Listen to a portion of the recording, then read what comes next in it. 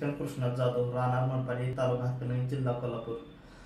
आमच्या इथं वाडी येथे शिबिर चालू होते, तिथं मी महादेवबागचे शिबिर चालू होतं, तिथं मी अपॉइंटमेंट घेतली कारण मला ब्लॉकेजचा त्रास आणि दम भरणे हा त्रास होता। त्यासाठी गोळ्या चालू होत्या, दिवसातून 4 गोळ्या होत्या मला।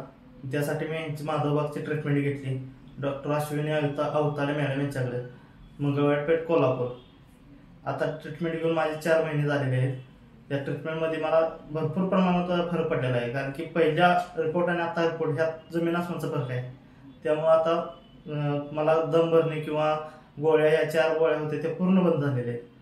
त्यामुळं मी आता या पंचकर्माचे म्हणजे पंचकर्म केल्यापासून पूर्णपणे समाधानी आहे। नमस्कार, आता तुम्ही ज्या पेशंटचा टेस्टिमोनियल ऐकला ते शशिकांत जाधव, त्यांच्या केसबाबत आपण बोलूया। तर जेव्हा दादा आपल्याकडे आले होते त्यावेळी त्यांना ब्लॉकेजेसचा त्रास होता, त्यांनी अँजिओग्राफी करून आले होते। त्यांच्या डाव्या नलिकेमध्ये म्हणजे LED मध्ये 90% आणि RCD मध्ये त्यांचा 60% पर्यंत ब्लॉक होता।